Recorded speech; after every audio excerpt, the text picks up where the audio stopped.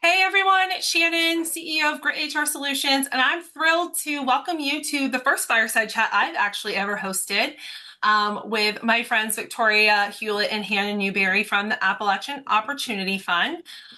They are an organization that is really doing a lot of remarkable work to empower financially underserved communities. And together, we're going to take some time today to explore some practical strategies, inspiring stories, and innovative ideas that you can take away to make a difference in your own business or community.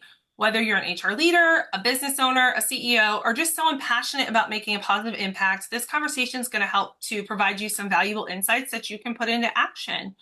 And as you know, here at GritHR, if you've seen our videos before, you know that we're on a mission to help businesses create thriving workplaces. And so that's what the genesis of today's conversation is really about. It's about that real world impact of combining HR and financial empowerment for our people. These are big topics that really, as Victoria and I were talking one day, really don't just affect business, but they impact the individuals that work for us and that help make our organization successful. And so by making sure we're taking care of people holistically, they're going to take care of our business holistically. But I don't want to steal the thunder, so I'm going to jump right in. And first, just let Victoria and Hannah introduce themselves. Well, thank you so much for having us, Shannon. We're so glad to be here. My name is Victoria Hewlett. I'm the Executive Director at Appalachian Opportunity Fund. We also call it AOF. Thank you so much, Shannon. Thrilled to be here as well. My name is Hannah Newberry, and I am a financial coach here at, like Victoria said, AOF, because Appalachian Opportunity Fund can be a bit of a mouthful. Excellent. And I do have AOF abbreviated for a lot of other things, but I want to make sure people knew what AOF stands for. We'll start off with an easy one. Tell me about the mission of AOF and how it got started. How did we get here? Yeah, our mission is to build community wealth in Central Appalachia through individualized financial services. And so we are doing that by providing certified financial coaches as folks to work with clients in our community who are dealing with financial stress. Primarily, we really target working with the ALICE population. That stands for Asset Limited, Income Constrained, but Employed. And so we believe that by providing a free financial coach to folks who might be facing financial stress, dealing with debts, dealing with predatory debts, trying to figure out how to make ends meet, we can really help them reduce their financial stress and increase, their wealth, not only for themselves, but maybe even generations to come. And all of that makes our economy a better place, just makes this a better place to live. So that's what we're all about. Amazing. I'll also say, I think you asked how we got started. Our organization was kind of incubated in a credit union by a community development team that was doing some great work around housing and creating this financial coaching program that we now use. We call it People-Centered Financial Coaching. And so in 2019, that team kind of broke off from the credit union and became an independent 501c3 nonprofit. And so we've been doing that for the last 5 years. Awesome. And as I understand it, you're currently focused most of your work in the Appalachian region, but is your work limited to only people in the Appalachian region, or can you work with people all over the US? Yeah, I mean, I think we'd be happy to chat if there's an organization out there that, because we do a lot of virtual services. In fact, probably about 80% or more of our coaching is virtual. It's on the phone, text, or on Zoom calls like this. So it's certainly something we'd open the doors to. We're based here in Northeast Tennessee, and we serve a lot of folks in the Northeast Tennessee area. So that's why we are called the Appalachian Opportunity Fund. But yeah, we'd be happy to chat with anybody that's interested in learning more about what we do and potentially partnering. Excellent. And what are some of the most common financial challenges that are faced by the people you serve, and how, tell us how your programs go to address them. I think as you and I talked before, it's not always one size fits all when it comes to coaching, and especially financial coaching for people. So I'd love to know a couple ways of how your programs address those challenges. Yeah, so as you mentioned, personal finance is personal, so everyone brings their own unique situations, but there are some common themes or outliers we like to say that we see a lot with the communities that we serve. One of the first and the most forefront is what we consider predatory lending. So there's a lot of um, organizations out there that are less than ideal resources for someone to use if they need access to capital, whether it's to pay a bill, an unexpected expense came up, and they don't have a lot of access in other resources, whether that is a credit card that is high or even a cash advance, payday loan, title loans. Those are really prevalent in our area. And it typically comes from a place not of, I know what I'm doing and it's just a tough situation. They just don't have any other options. And so we have an opportunity at AOF to provide some access to capital for certain customers that qualify, to give them access to the capital that they need to not fall further down in, maybe financial disparity or hurt their overall financial goals, but gives them access to what they need while continuing to empower and lift them up. A second that I see this across the board is I tell all clients there are really great people in financial services and there are some not so great people in financial services. And the hard part is it's difficult to know the difference and what people's motives are for supporting someone and for helping them. And so we offer our services directly to the clients. And we always say the clients themselves are never the ones that pay, because we want our services to be unbiased in the recommendations that we're giving them. So they know our only goal is to serve and help them, because it's not a difference to us in the recommendations that we make, because there's no financial incentives or cut that we're getting from a third party based on those recommendations. And then I think the third is really kind of analysis paralysis. There's so much information out there, which is fantastic in these days and age, but like, oh my gosh, if you really thought about everything that's out there, it's so hard to know what to do. And so with us, we offer that one-on-one coaching where we learn about the individual, what their goals are, and help build them a plan to get them towards those goals that's right for them, not right for the masses, not right based on what we want to teach them. And so they know that it's not, what do I do with all this information? It's, let's take these 3 steps that were really customized to them.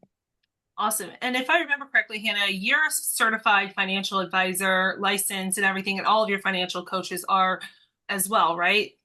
Correct. Yep. We are accredited by the financial planning and education, the accreditation of financial planning and education. And so we go through continuing CE or continuing education to continue with that license. And that helps on both the financial coaching and the counseling portion of it. So it's both, it's not just the numbers game. No, and I think that's perfect. I think those credentials are so impactful for knowing that you are here to support people for the right reasons. And especially because you're not driven by commissions that some third party may be giving you to push all of your clients over there, but rather, like you said, it's really customized and personal to each person. And I think that's just a huge win, especially in today's world and in today's economy. Um, do you have a success story that you might be able to share where AOF like really helped someone move from financial crisis to stability and then stability to thriving, and kind of like what role the organization they actually worked for, that business, played in that journey? Yeah, so we've partnered with different organizations that utilize our services for their employees. And so there was one that we worked with that their HR manager was really instrumental in making sure their employees knew that we were a resource to them, we were available. They gave the coach that worked with this organization their own office, so that way clients could meet with them in a private space. Nobody loves to talk about their finances, especially someone they don't know, and equally, especially in front of their coworkers. And so that was really huge to say, not only are we supplying the service, but we care deeply about it. And we're going to make sure that we're setting up the opportunity for you to use this service. This person came in, was in quite a bit of debt, and in working with their coach, were able to find access to capital to pay off these debts. She got caught up on her mortgage payments. She started her 401k for the first time ever. So it really went from I'm in kind of financial despair and not really knowing what to do to now starting that wealth journey. And it really was because her employer, again, not only offered the benefit, but set our team up for success to be able to allow their employees to use that benefit and make sure they had that safe space. So it really sounds like those employees got to carve out 30 minutes once a month or whatever at work to meet with you, so it didn't have to disrupt their personal life. and they didn't have to clock out, they weren't off the clock. It was just, hey, we care about your holistic well-being. This is here for you. Adjust your schedule and take advantage of it. So it seems to also have relieved a lot of just stress for the employee of like, how am I going to manage something else in my life, another appointment, getting there, handling the things. So I think that's really great. Um, what are some lessons that you have learned from helping individuals recover from that predatory debt or other financial challenges that you think that everybody should know, regardless where they are in their wealth journey? Yeah. So I think for us, like people want to better their financial lives. They just don't know how, they don't know where to go. And a lot of times the options available to them are not great. And so the biggest lesson that I think we've learned is that a lot of times in financial coaching, it's not just the numbers game, it's how do we change their beliefs? How do we open opportunities for them that they didn't think was possible for them?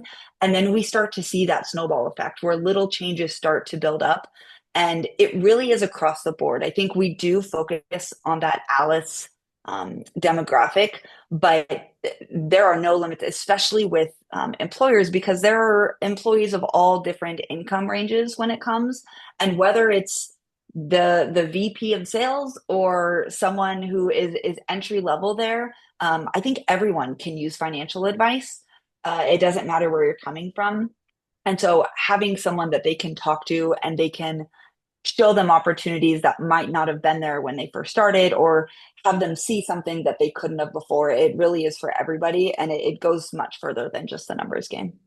And it sounds like it could be, like you mentioned somebody like a VP of sales who is probably making six figures, is probably maybe not so far on the despair side of the spectrum, but maybe they're on the saving side of the spectrum and they're growing their wealth, but maybe they're not doing it strategically. There's more strategic ways that they could be doing it. So it sounds like this could be really good for somebody who's in the op once they kind of get past despair and they're on the right path to say, okay, great, you have an extra $200 a month in your budget. You're going to get a higher return on investment by investing in this type of product versus your 401k. This is why you should look at that strategy to continue to build that wealth in that portfolio. Is that correct? Is that a correct assumption, I guess? Yeah, absolutely. And we find so many times that someone, maybe they were getting out of a little bit of debt or they were saving for a down payment on a house and they reach this goal, and then they're kind of like, I don't know what to do now. Like I was so singularly focused. And so we help take them from goal one to goal two to goal 10 and continue that journey, because that's where so many people plateau is I've reached this goal and now I don't know what to do next. That makes a lot of sense. And what kind of advice would you give to a business leader, owner, HR manager, whatever, who want to support employees that are facing financial instability? Yeah, I think so many people consider financial instability an individual problem. And while there are some individual aspects, the ripple effect of impact can be huge. Financial instability impacts, every aspect of your life, which is a big part of that is work. So they're less productive. Maybe they're constantly thinking about situations that are happening financially, and so they're maybe not as engaged. And so being able to look at that problem and say, hey, we're going to take better care of our employees because we're going to offer a resource that not everyone does. And so it helps them stand out. It helps their employees be better, more productive employees.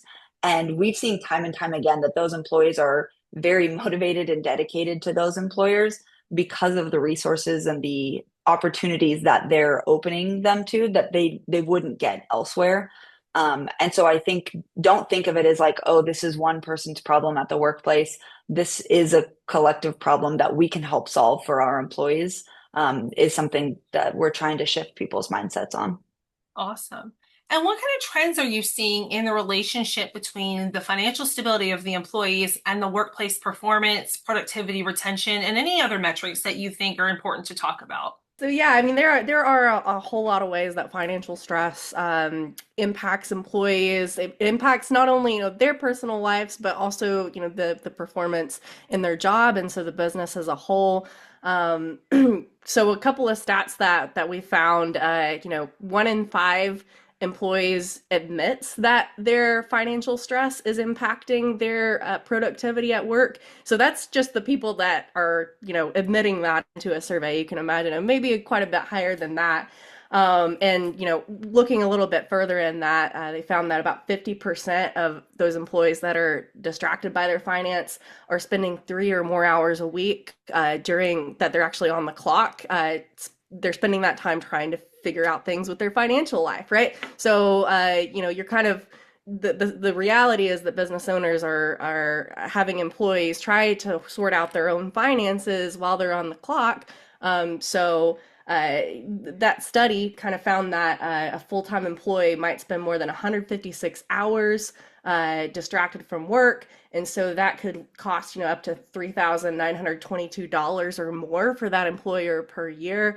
Based on the average hourly wage. So, we can look at this multiple ways. We're a nonprofit on a social mission. We want to improve people's lives, improve our community, but even from a business standpoint, it makes a lot of sense for employers to care about and to put some interventions in place to help their employees manage that financial stress.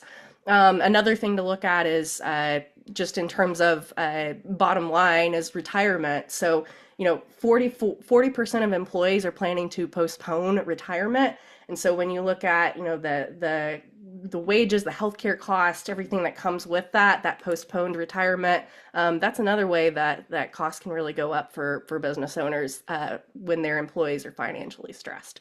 So that's just a couple of things, but overall, there are so many ways that a thriving employee that's not thinking about their finances all day, they're gonna stay at work longer, they're gonna stay on this job longer because they're being taken care of, and they're gonna perform better because they're in a better headspace. Awesome. It absolutely blows my mind that the stats are that high of like 20% of your workforce admits to having financial stress and worry. And that might not be somebody who's completely on the despair side of the spectrum, but just they're worried about their finances, and that an employer is losing, if you say 156 hours, that's a month of productivity lost in work over financial stress that could be managed in such a low cost to the employer way that has such a high ROI for the employees and the business. That leads me to my next question though. Like, why do you think financial literacy is often overlooked as a workplace benefit? And, providing the coaching is one way that we can change that, but what are some other ways you think that we could change that? Yeah, I think it's overlooked. Money is, one of those taboo topics where people don't like to talk about it. It stirs up a lot of emotions. It can get really messy. So I think in some regards, some people think, I don't want to get involved in all of that. And it's easier to just let the individual find how they need. I think another is, a lot of employers offer a 401k. They offer some of those benefits. And so they feel, and they are doing a great job of taking care of that aspect, but it doesn't necessarily relieve the stress and the worry that those employees are bringing to the workplace. And so I think, with financial coaching, the reason that works so much better than financial literacy is because it's the action and the motivation, what we call sometimes cheerleading, to help people take action on things that we all have, those to-do lists that sit on our desk and they don't get done. But if you have someone helping hold you accountable or cheering for you along the way, it really gets you to be motivated. And so the money that you could spend on generic financial wellness information, a lunch and learn, it might feel good, but the actual impact of what it can have on your employees is quite minimal.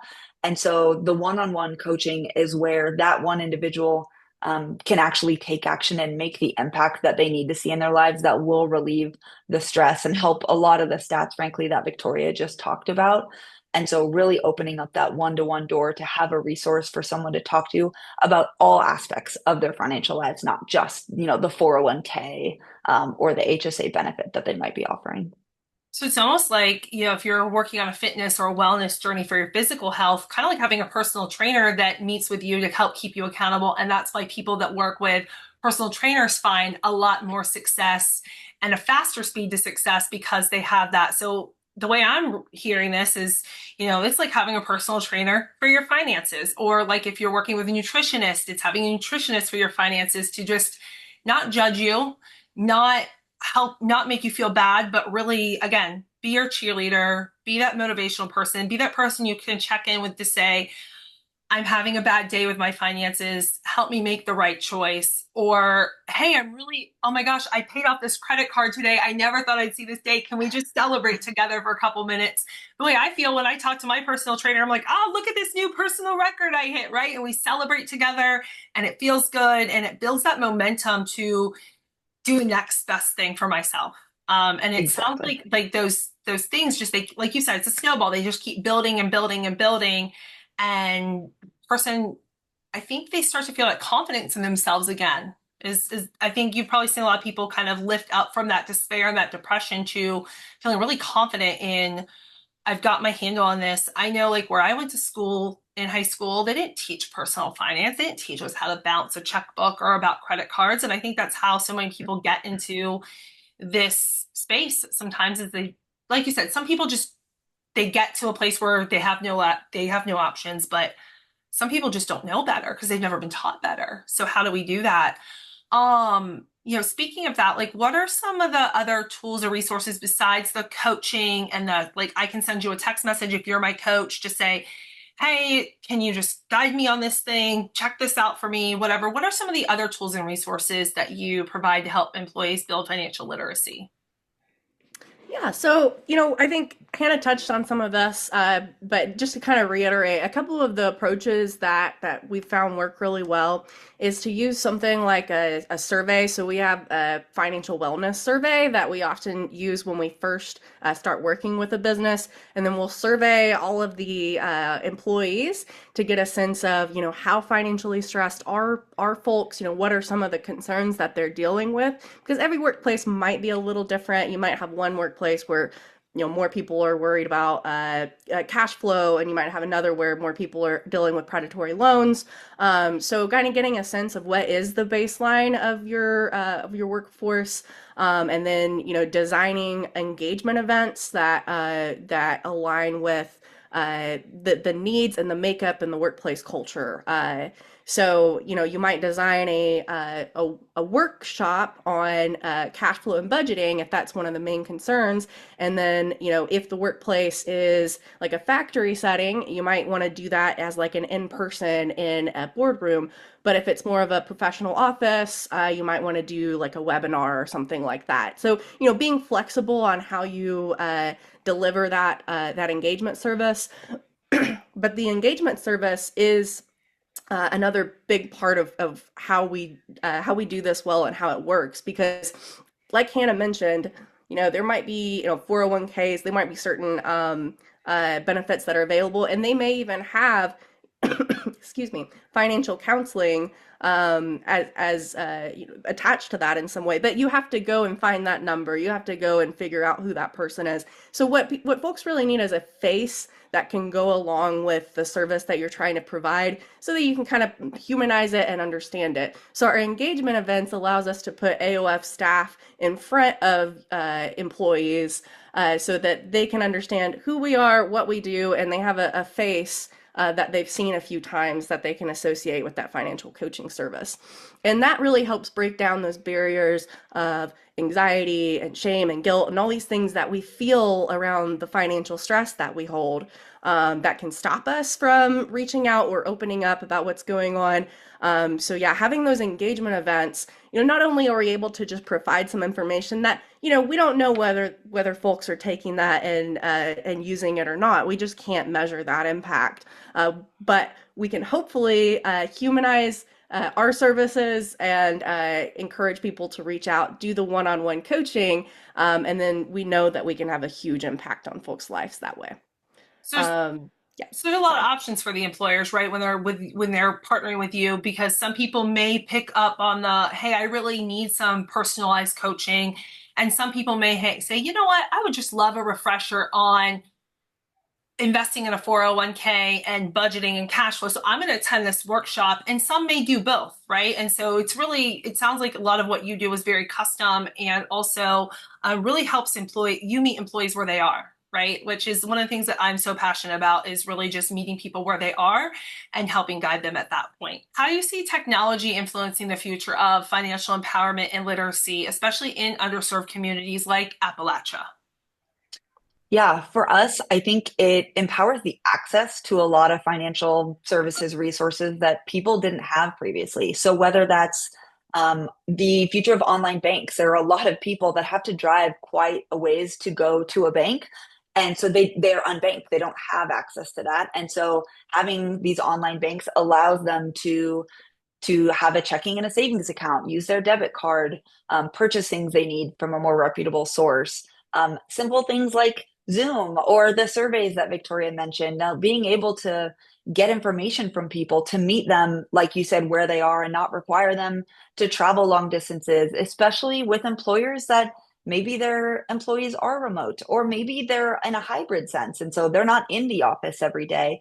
And so, it's hard to meet everyone every single day. And so having access to the technology to have a Zoom call, have a text chat, because we've been working together for a while and we have a quick question.